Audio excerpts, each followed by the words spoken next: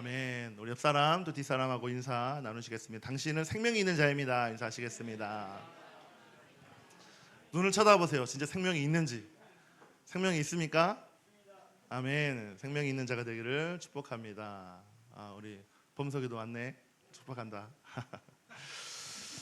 오늘 본문 말씀 먼저 함께 보도록 하겠습니다. 시편 57편 7절 8절 말씀, 신명기 6장 5절 말씀만 읽도록 하겠습니다. 같이 읽겠습니다. 시작. 하나님, 나는 마음을 정했습니다. 나는 내 마음을 확실히 정했습니다. 내가 가락에 맞추어 노래를 부르겠습니다. 내 영혼아 깨어나라, 검은고야 수금아 깨어나라, 내가 새벽을 깨우련다. 자, 신명기 시작. 당신은 마음을 다하고 뜻을 다하고 힘을 다하여 주 당신의 하나님을 사랑하십시오. 아멘. 아멘. 반갑습니다. 오늘은 또 선교 주일로 또 우리가 드려지는 것 같습니다. 선교는 단순히 저 멀리에 있는 우리가 품고 있는 선교지 중동과 북아프리카 땅을 위해서 또 생각하는 날이기도 하지만 더 중요한 것은 우리 안에 하나님의 심장이 머무는 그 땅을 한번 기억해 보는 겁니다. 사실 이번 여정에 저희가 이제 2월 9일부터 또 21일까지 저희가 선교 여정을 갔다 왔습니다. 많은 생각이 들었습니다. 특별히 이제 터키의 이즈밀과 또 아다나 지역을 가게 되는데, 이제 이 지역들은 사실 이 신약 성경이 쓰여진 곳이고 우리 믿음의 선배들이 그 땅을 밟으며 피를 흘렸던 땅이기도 합니다. 저희가 이제 사진을 보시게 되면 사실 이제 저희가 갔던 지역 중에 가장 기억에 남는 게 라오디게아와 또 그 히에라폴리스가 있는 파무칼레 그 위에 있는 빌립 집사님의 그 순교의 터를 좀 보게 됐습니다.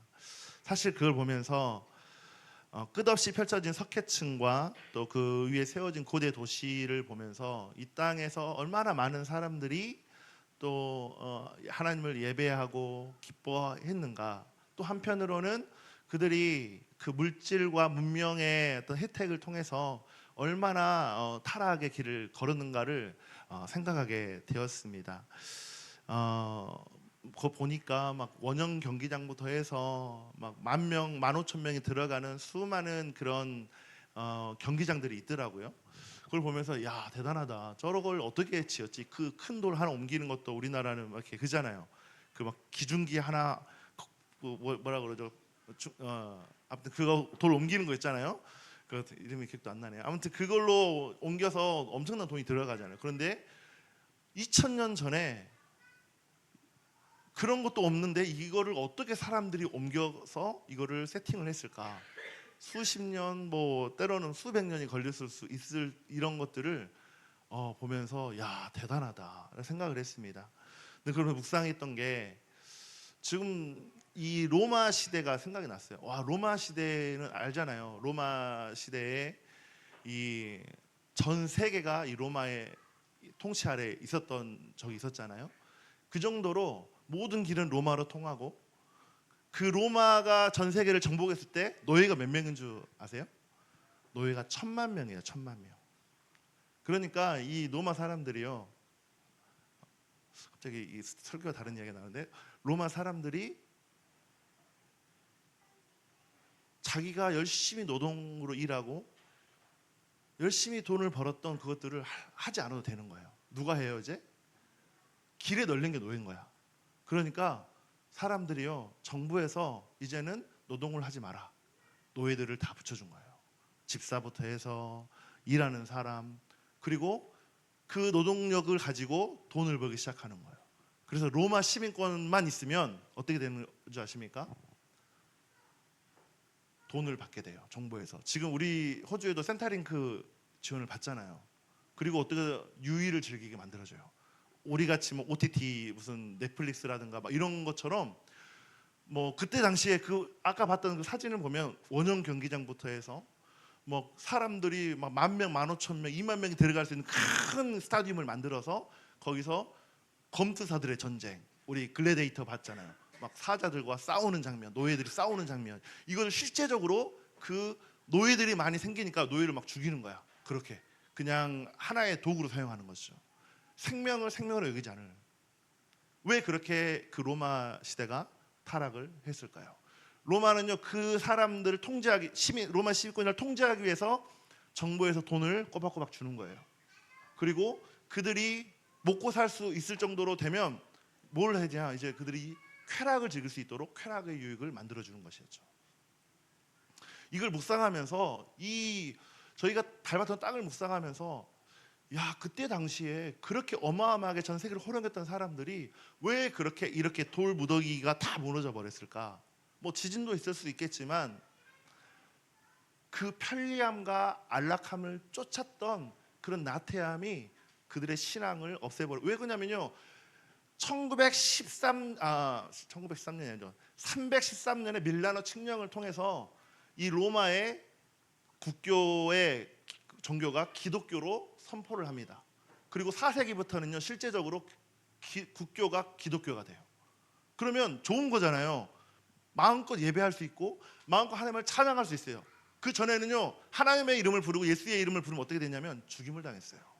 그래서 저 멀리 피해서 갑바도기아 땅굴 깊숙이 지하로 숨어 살았는데 그러지 않아도 되는 거예요. 그러니까 사람들이 종교의 자유가 있기 시작하면서 예수님을 고백하다가 처음에는 좋았지만 나중에는 그것이 편리함으로 다가가고 타락의 길로 걷게 되는 거죠. 쾌락을 쫓아가고 돈을 쫓아가고 여자를 쫓아가고 막 보면요 그런 도시에 보면요 항상 아데미 신전이 있어요. 음란의 영이 가득한 아데미 신전이 있었던 거예요. 우상을 숭배하는 신전이 늘 있었던 것이죠. 왜 그랬을까요? 그들이 편리함을 쫓았기 때문에.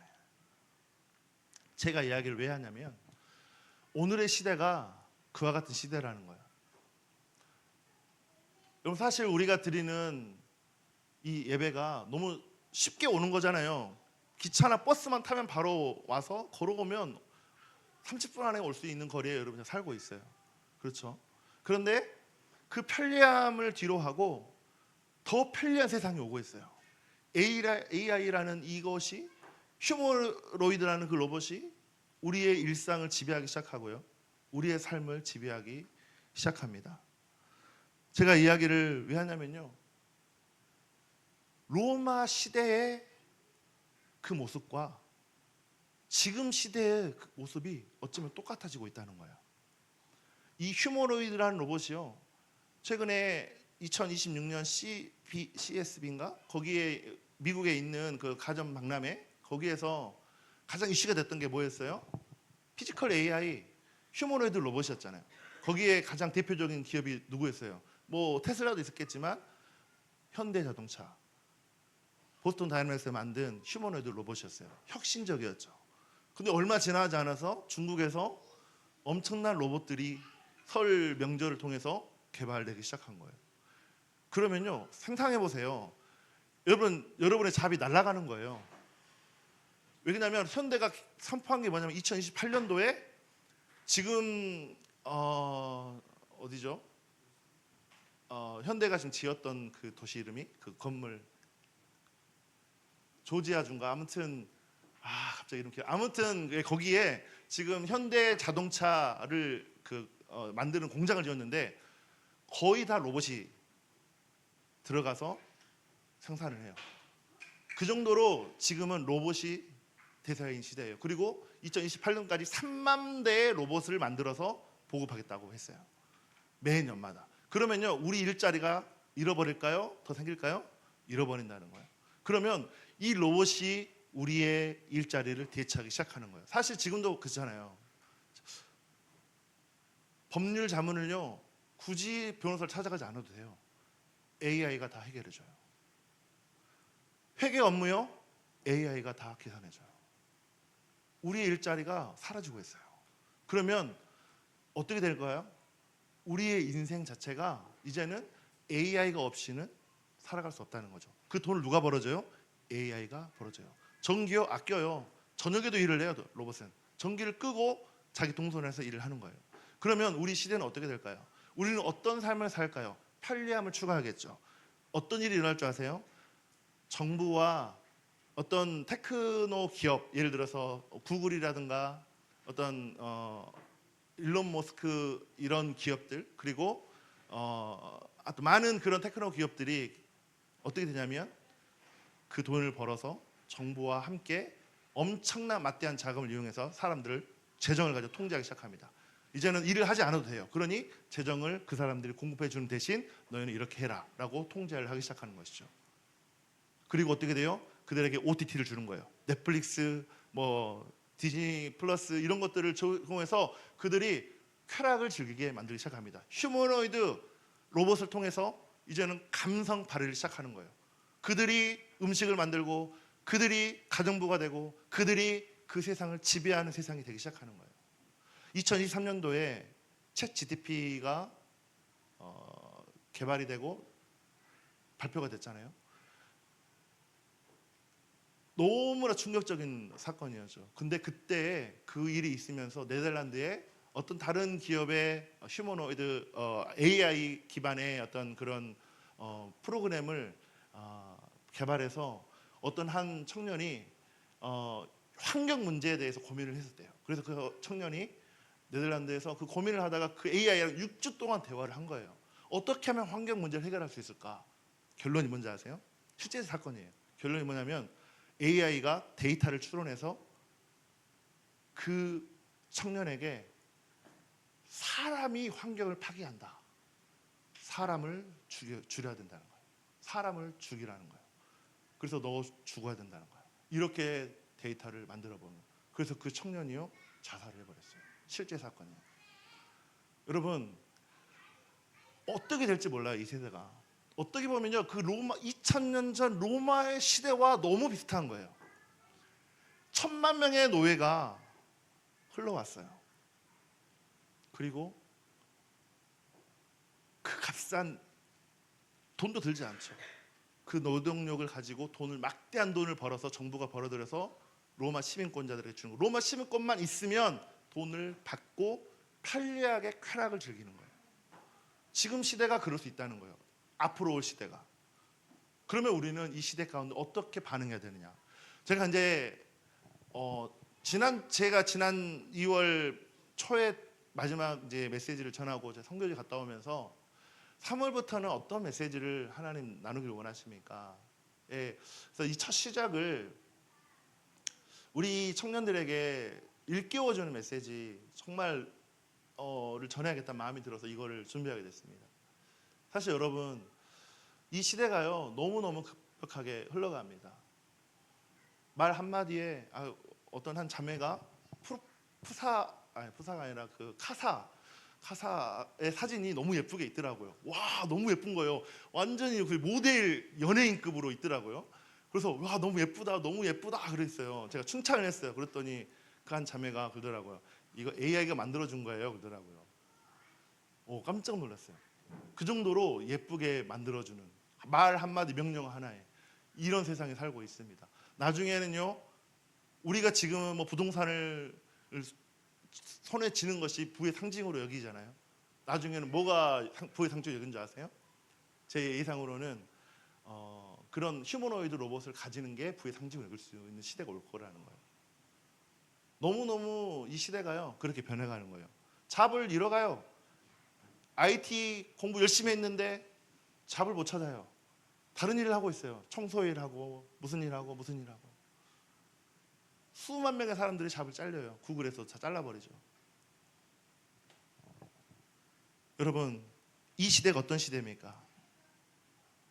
여러분의 시대를 보면 여러분의 삶을 보세요. 제가 왜 이야기를 하냐면요 여러분의 삶을 보라는 거예요. AI에 중독이 돼 있어요. 알고리즘에 저도 중독이 돼 있어요. 보면은 유튜브를 딱 키면은요 제가 보는 게 쫙 스캔이 돼요. 뭐 전쟁, 먹고 사는 거, 그 정글의 법칙 막 이런 거, 축구 막 이런 게 막 떠요. 제가 자주 보는 게. 그리고 이제 뭐 계속 뜨면은 제가 말씀도 계속 보니까 말씀 이게 제가 잘 보는 말씀들 보는데 막 이런 게 뜨면서 와 내가 알고리즘에 끌려가고 있다.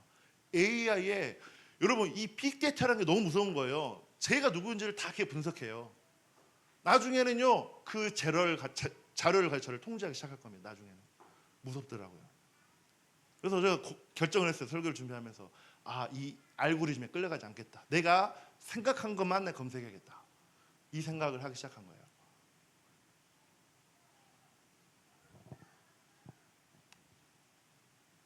이 다윗의 영성을 오늘 나누고 싶어요. 제가 이거 서론을 좀 길게 한 이유는 이 다윗의 영성을 여러분에게 소개하려고 한 것이에요. 다윗은 어떤 사람이었습니까? 다윗은 어떤 사람이었어요? 다윗은 하나님을 예배하는 예배자였죠.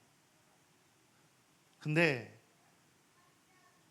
이 다윗이 나오기 전에 어떤 시대가 있었습니까? 다윗이 나오기 전에 사사시대가 있었어요. 약 340년 동안, 360년 동안 사사시대의 암흑기였어요. 이스라엘이 암흑의 길을 360년 동안 있었고, 그 다음에 40년 동안 누가 왕으로 세워졌습니까? 사울 왕이 왕으로 세워졌던 시기에 누가 태어나요? 다윗이 태어난 거예요. 암흑의 시기에 다윗이 태어나서 다윗이 좋은 가문에 태어난 것도 아니야. 좋은 가문이었는데 형제 중에 8번째로 태어나서 무시를 당합니다. 아버지에게 버림을 당해요. 그 장면이 어디 있냐? 시편 27편 10편에 이렇게 있습니다. 어떻게 말합니까? 27편 10편 띄워줄래요? 시편 27편 10절. 여기에 뭐라고 되어 있냐면 부모님이 나를 버렸다라고 되어 있어요. 부모님이 나를. 그 말은즉슨 두 가지 추측이 있습니다. 실제로 이 아들을 미워했던지, 두 번째 배다른 엄마에게서 나왔던지, 두 가지의 추측이 있습니다. 그런데 결국은 뭐예요? 다윗이 어떻게 보면 미움을 당해서 저 광야로 쫓겨난 거예요. 명예스러운 거는요, 전쟁에 나가는 거예요. 시민권자로서. 그런데 그렇게 쫓김을 당한 것이었어요. 10대 소년을 그 빈들에 보냈다는 것은요, 아버지 이새는요 막내 아들에 대한 애정이 없었다는 결정적인 증거입니다. 정말 생명을 받은 곳에 내가 내 딸을 보낼 수 있을까? 저는 그렇지 못할 것 같아요. 그런데 그렇게 보냈다는 것은 뭔가 아들에 대한 미움이 있었다는 것이겠죠. 내 부모가 나를 버렸다라고 시편은 고백하고 있습니다. 그 유명한 사건이, 그 이후로 유명한 사건이 뭐가 나옵니까? 다윗과 골리앗 사건이에요. 그 사건에서 다윗이 이기죠. 그런데 누구의 미움을 또 받습니까? 사울의 미움을 받아서 도망자 신세가 되는 거예요. 얼마나 운명이 기가 막히게 미움을 당하는 운명입니까? 끝없이 알 수 없는 광야 생활을 누가 합니까? 다윗이 시작을 합니다. 다윗은요 사방에 꽉 막혀 있어요. 누구 하나 자기를 도와줄 사람이 없었어요.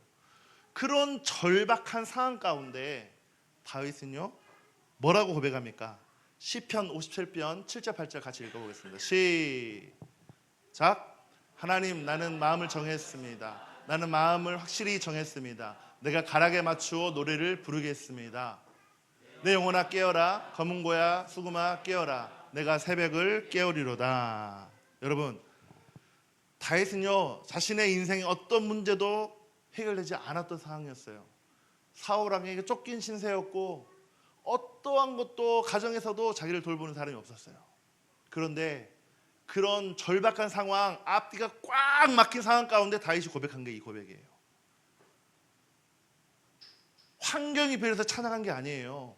찬양했잖아. 다윗은 찬양하기로 마음을 정할 때 다윗 안에 그 영혼이 살아나고 환경을 뛰어넘는 길이 열렸다는 것이에요.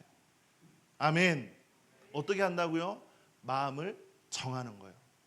어떻게 해요? 믿음을 가지고. 다윗은요 예배자였어요. 여기서 한번 질문을 던져보고 싶어요. 여러분의 인생이 사방으로 꽉 막혀 있을 때 다윗처럼 이런 답답한 상황이 내게 있고 있어요. 그 어느 누구도 날 도와줄 수 없고 재정적인 문제, 관계의 문제, 상처의 문제, 부모의 문제, 모든 상황들이 꽉 막혀 있는 사람이 혹시 있을 수 있습니다. 내 인생의 출구가 보이지 않아요. 과연 내 인생의 솔루션은 어디에서 올까요? 그 사람의 인생의 솔루션은 어디에서 올까요? 다윗은요 400년 동안 역사적으로 바닥을 치던 시대에 태어난 사람이었어요. 집안에서는 어떠한 기대도 하지 않는 그런 버려진 자였어요. 도대체 사람의 인생이 무엇이기에, 그리고 저와 여러분이 이 말씀을 듣고 있을 때 그럼 우리는 누구이기에 우리 인생을 어떻게 살아야 되는가?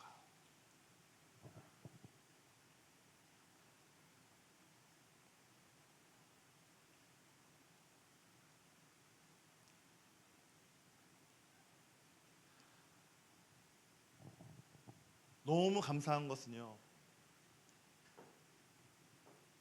저희 시티 센트럴 교회 가운데 그런 하나님을 사랑하는 자들이 일어나고 있다는 것입니다.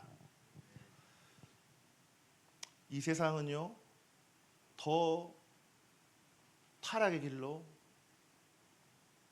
편안함을 쫓아 로마 시대처럼 내가 일하지 않아도 이제는 피지컬 로봇이, 휴머노이드 로봇이 일하는 시대가 곧 옵니다. 실제로 그렇습니다. 5년 안에 우리의 잡들이 많이 날아갈 거예요.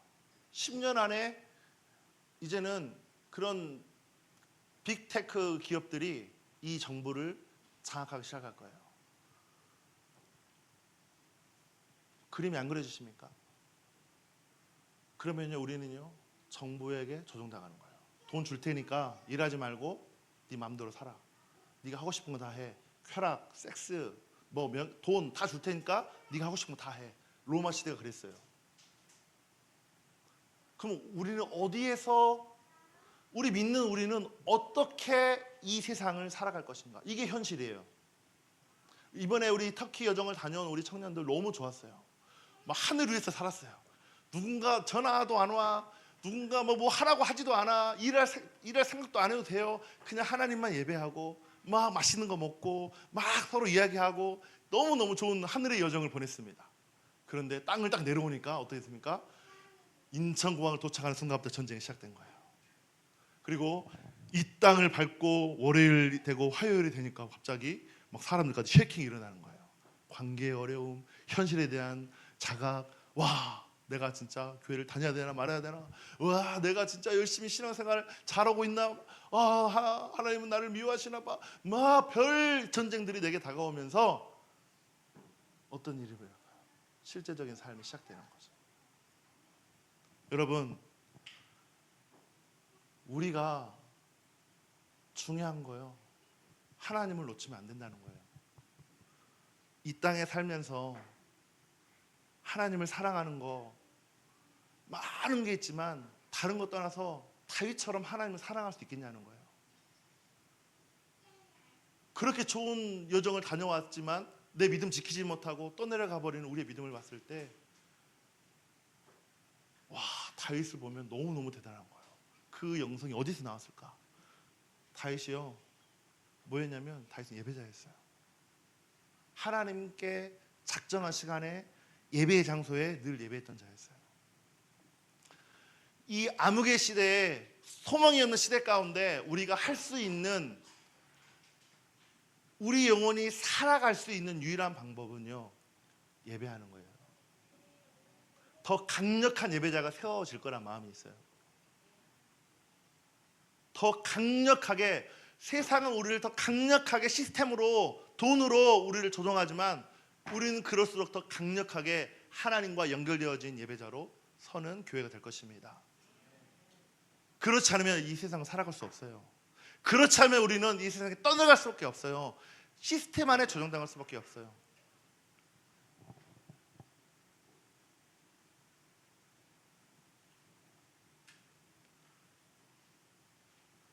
이러한 세상 가운데, 세상이 AI로 고도화, 기계화될수록, 자동화될수록 우리가 지켜야 될 게 뭔가?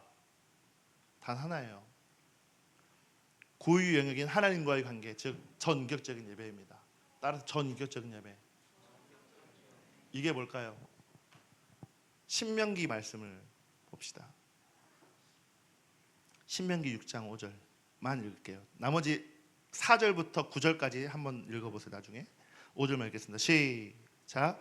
당신들은 마음을 다하고 뜻을 다하고 힘을 다하여 주 당신의 하나님을 사랑하십시오. 아멘. 바로 인간 고유의 영역인 하나님과의 관계, 전인격적인 예배를 말합니다. 아무리 AI가 뛰어난다 할지라도 철저하게 축적된 데이터를 가지고 그들은 빅데이터를 가지고 그들은 추론을 합니다. 유에서 유를 만드는 것이죠. 그런데 하나님은 어떻습니까? 무에서 유를 만드신 분이세요. 아멘. 우리가 믿는 하나님은 무에서 유를 만드신 분이라는 거예요.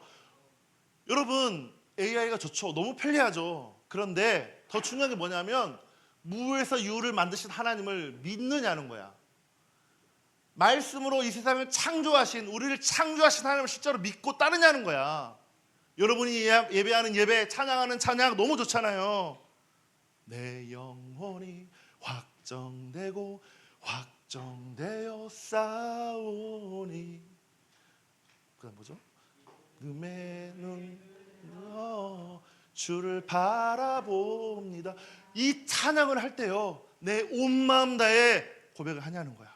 그냥 멜로디가 좋으니까, 가사가 좋으니까 와 좋다 이게 아니라 내 마음을 다해 고백하냐는 거야. 내 온 마음 다해 여러분을 몸으로 예배를 드리냐는 거예요. 인격적으로 드리냐는 거예요.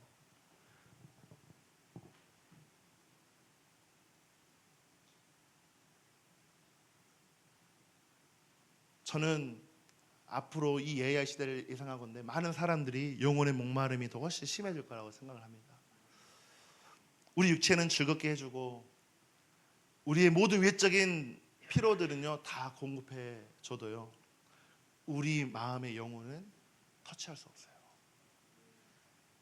AI 로봇이 설교를 할 수도 있겠죠. 실제적으로 그 일본에 가면요, 뭐 불교 사찰에 AI 로봇을 만들어서 거기다가 설치해 놓고 AI가 질문하면 대답하게 하는 게 있대요. 벌써 종교도 그렇게 가고 있어요. 여러분의 가정의 업무를 엄마들이 희소식이죠. 가정의 업무를 대신해 줄 AI 로봇이 있는 것이죠. 성적인 쾌락을 제공해 줄 AI를 만들겠죠. 여러분의 노동의 업무를 없애줄 AI가 나올 겁니다. 로봇이 나올 겁니다.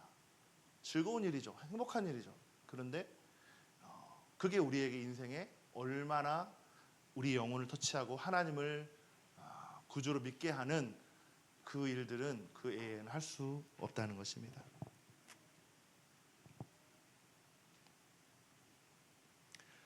제가 믿기로는 그런 시대일수록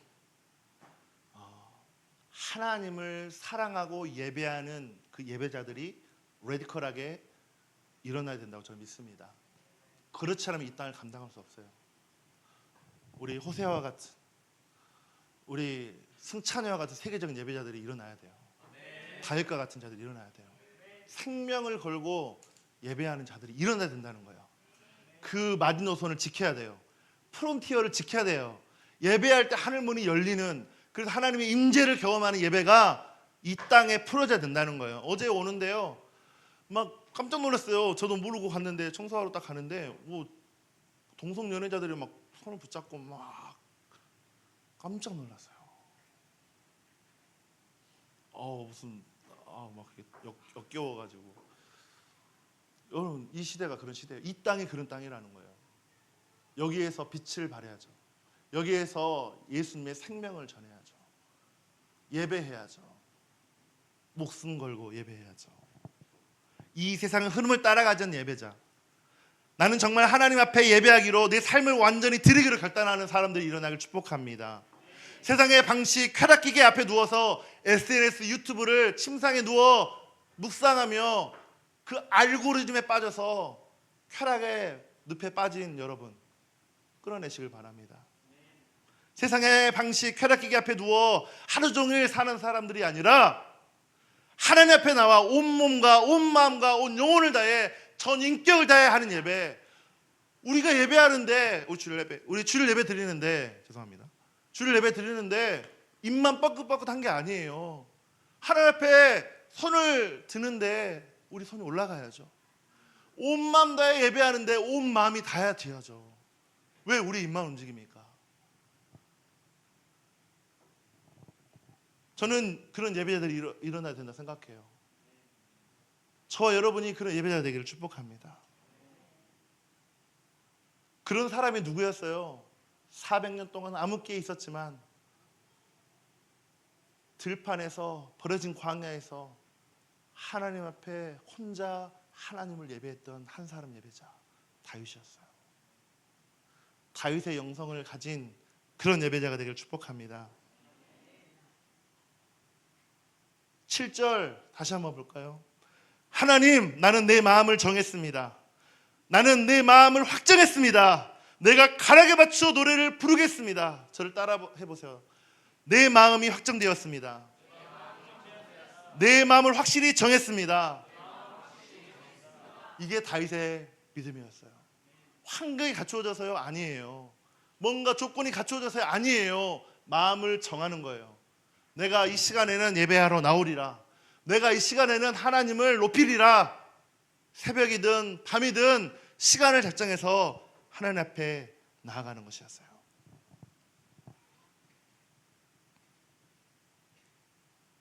그래서 제가 말씀을 묵상하며 주셨던 단어가 뭐였냐면 reserve라는 단어, reserve. 이 reserve는요, 단순히 마음을 먹는 수준이 아니라 내 인생의 조종키를, 그 알고리즘을 빼앗아서 하나님께 다시 넘겨드리는 거룩한 결단과 의지를 말합니다. 여러분, 우리의 의지를 드리는 거예요.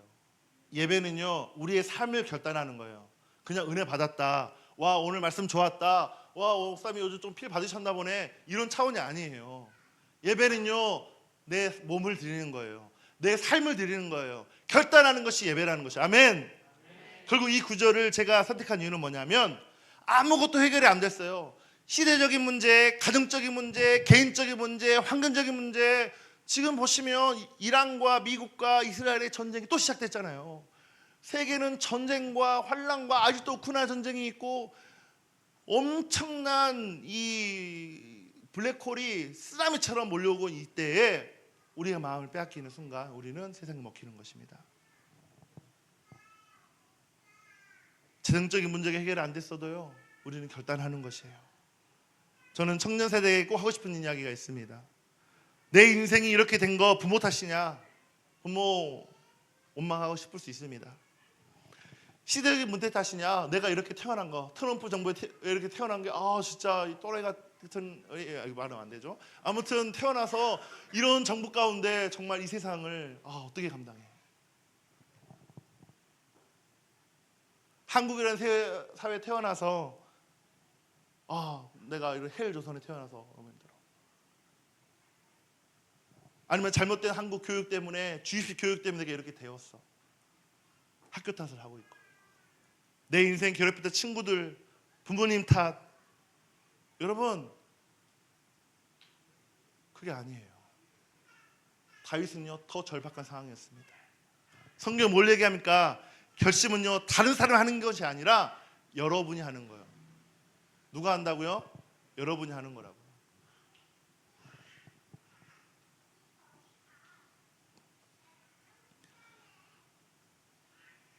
이 시간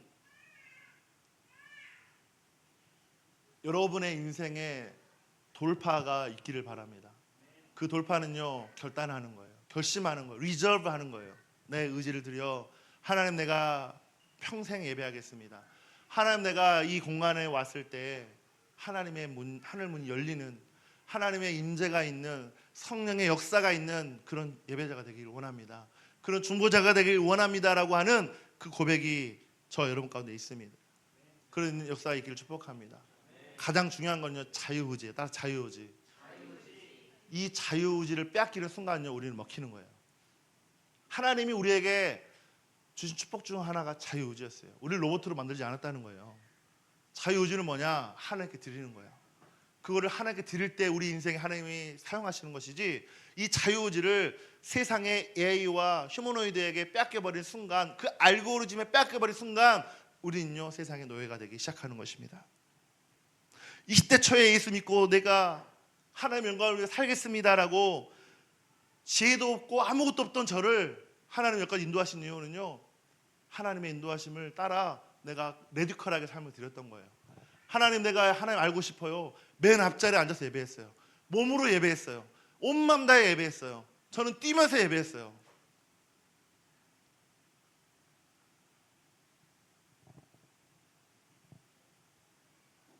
그런 결단과 그런 의지가 우리에게 있어야죠. 그런 의지를 하나님께 드려야죠.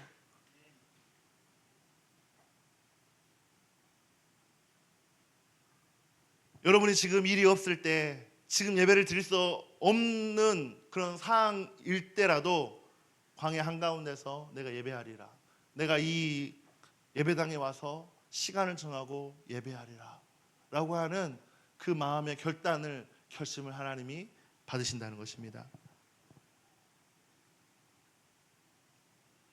여러분, 참된 예배자로 살기 원하십니까? 막 우리 앞에서 인도하는 이런 예배 인도자들, 예배자들이 예배가 아니라 우리 모두가 예배자입니다. 그러면 여러분의 자유의지를 강하게 만들어야 돼요.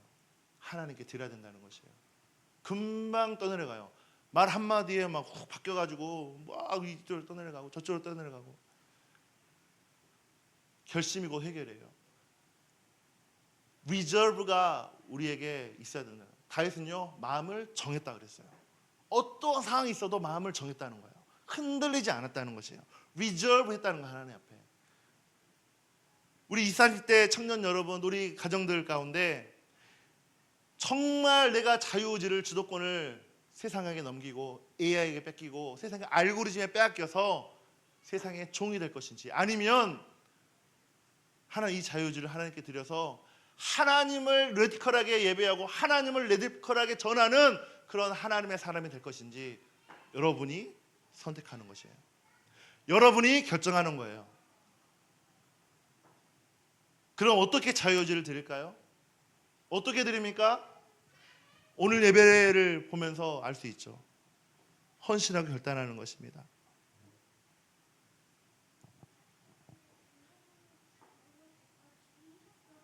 여러분에게 있는 하나님의 그 자유의지를 드리는 거예요.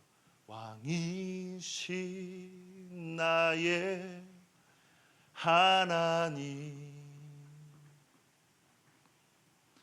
내가 주를 높이고 영원히 주의 이름을 송축하리이다.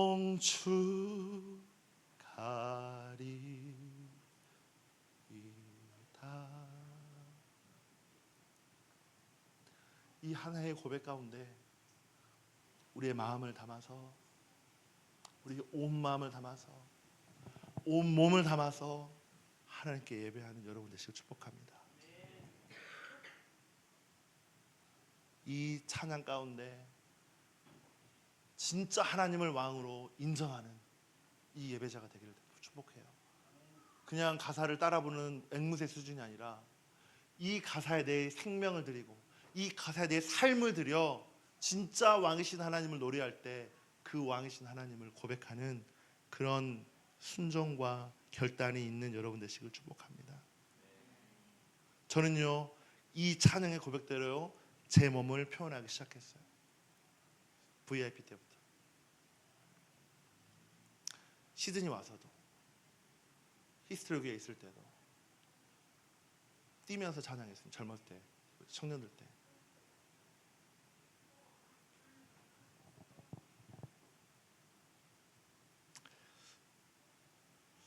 사랑하는 여러분, 말씀을 정리합니다. 하나님은 선하십니다. 더 중요한 거는요, 하나님이요 여러분을 보신다는 거예요. 한 사람을 찾으세요. 400년의 암흑기 가운데 아무도 예배하지 않는 그곳에서 다윗 한 사람이 광야에서 예배했을 때 하나님의 심장이 어떻게 뛰었을까요? 얼마나 예쁘고 아름다웠을까요? 이 시티 불모지와 같은, 순교자와 같은 이 땅에, 아무도 예배하지 않는 이 땅에 우리 승찬이가 저녁마다 와서 예배를 해요. 우리 호세가 저녁에 와서 예배를 해 혼자. 하나님이 그걸 보신다는 거예요. 레디컬하게 하나님 앞에 마음을 드리고 삶을 드리는 그런 예배자를 하나님 찾으신다는 거예요.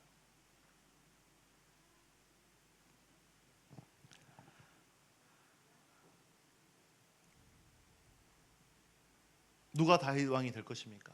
누가 다윗처럼 예배할 것입니까?